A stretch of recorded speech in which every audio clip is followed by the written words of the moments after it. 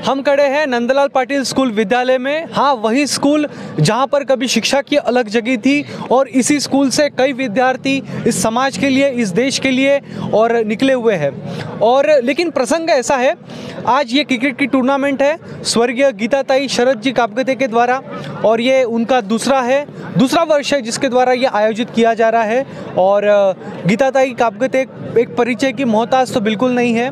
घोर नक्सलवाद में उनका जन्म हुआ था एरिया में, लेकिन उसके बावजूद जो नंदलाल पाटिल विश्वविद्यालय जहाँ पर हम खड़े हैं, उनकी वो कुलवधु थी और महिलाओं की भागीदारी के लिए उन्होंने राजनीति में बहुत बड़ा प्रयास किया था। वो सामाजिक कार्यों से लेकर के राजनीति में बड़ा एक्टिव थी और ग्राम पंचायत से लेकर के जिला परिषद तक में उन्होंने चुनाव लड़ा था।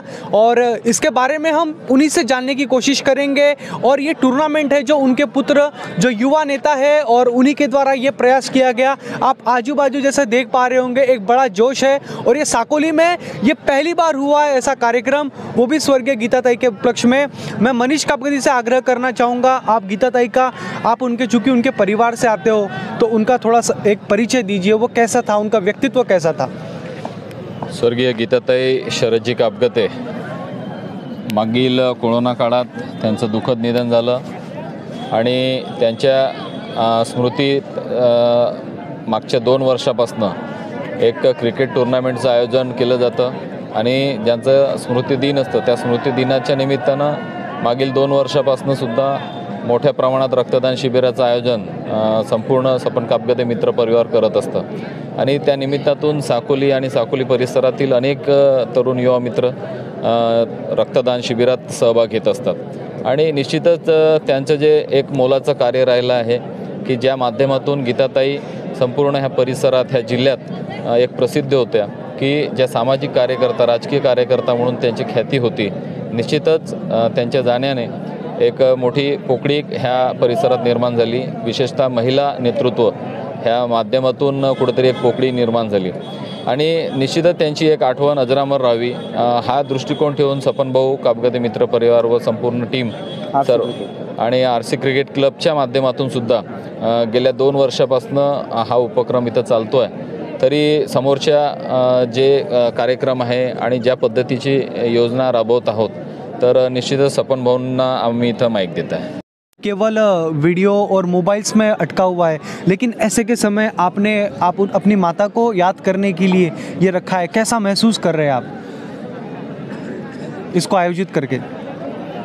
इस टूर्नामेंट का सबसे पहला जिक्र मेरे मित्र मयूर गजापुरे ने किया था मुझे। जब मेरी माँ हमें छोड़ के चली गई थी, काफ़ी दुखद घटना थी। उसकी स्मृति को हमेशा याद रखने की हम कोशिश करते हैं। काफ़ी कम समय में हमें वो छोड़ के चली गई थी।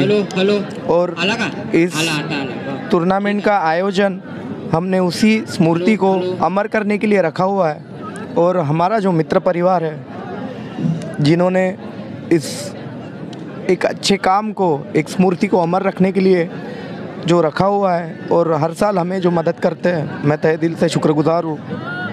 और आगे चल के हम ऐसा ही उसके स्मृति को आगे बढ़ाते हुए लेके जाएंगे और उसका नाम अमर करने की कोशिश करेंगे।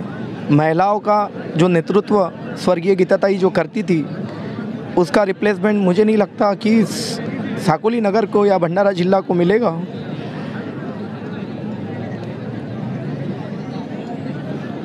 धन्यवाद। चूँकि एक बहुत भावुक घटना थी, वो किसानों के लिए आंदोलन था। वो दौर आपको शायद किस्सा किसी को याद हो नहीं हो, लेकिन हम बताने का जिक्र करेंगे।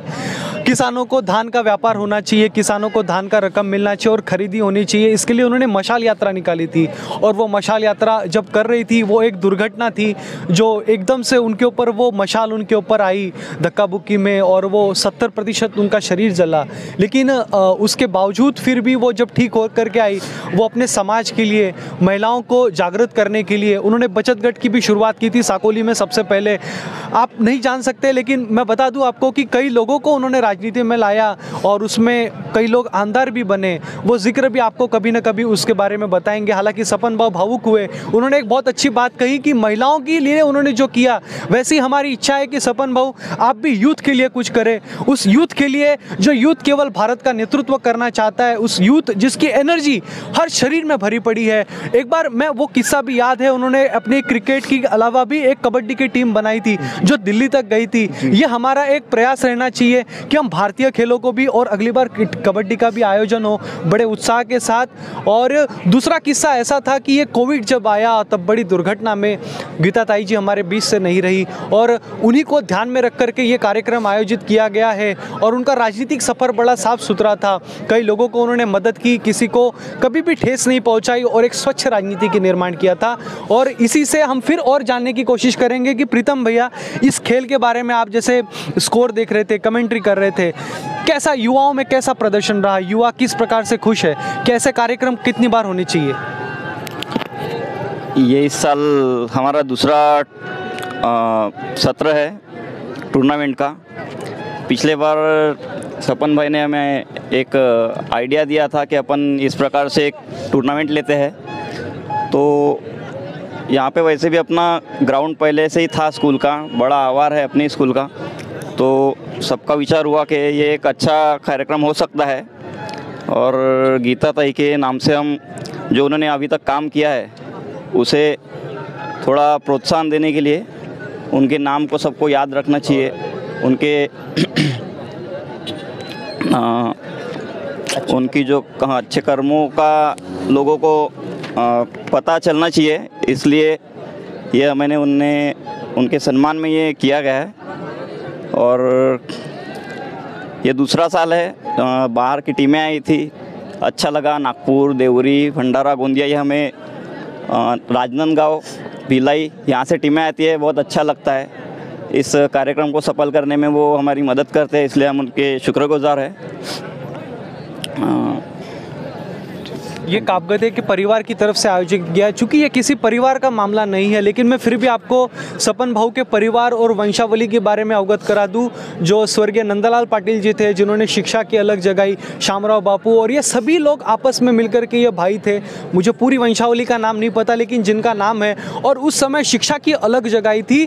यहाँ पर स्कूल खुला, यहाँ पीछे में एक स्कूल है, और कई बच्चों ने यहाँ से पढ़ाई की, बिल्कुल कम खर्चे में सरकारी के तौर पर। लेकिन यहाँ से कई बच्चे डॉक्टर बने, कई अच्छे जगहों पे पहुंचे जो समाज के लिए करते आए हैं। और ये और गीताबाई भी उन्हीं के कुलवधू थी, जिन्होंने राजनीति के लिए, सामाजिक कार्यों के लिए न जाने कितने महिलाओं को जो घर में केवल रहना जानती थी, उनको राजनीति में सक्रियता दिलवाई। वैसे ही सपन भाऊ, आपसे भी ये उम्मीद जगाई जाती है कि आप यूथ के लिए कुछ करेंगे। वो यूथ जो शायद कहीं ना कहीं शराब, सिगरेट और इन्हीं चीज़ों में अटकना जानता है, लेकिन वो नहीं जानता उसके पास कितनी शक्ति है, कितनी ऊर्जा है, जो भारत का नेतृत्व करना चाहते हैं। और इसी के साथ हम इस टूर्नामेंट के लिए फिर हम यही सदिच्छा देंगे। ये केवल दूसरा साल है, लेकिन ये कई सदियों तक चलता रहे। चाहे सपन भाऊ बुजुर्ग हो जाए, लेकिन उनके लोग भी, और ये यूथ के साथ ये चलता रहे।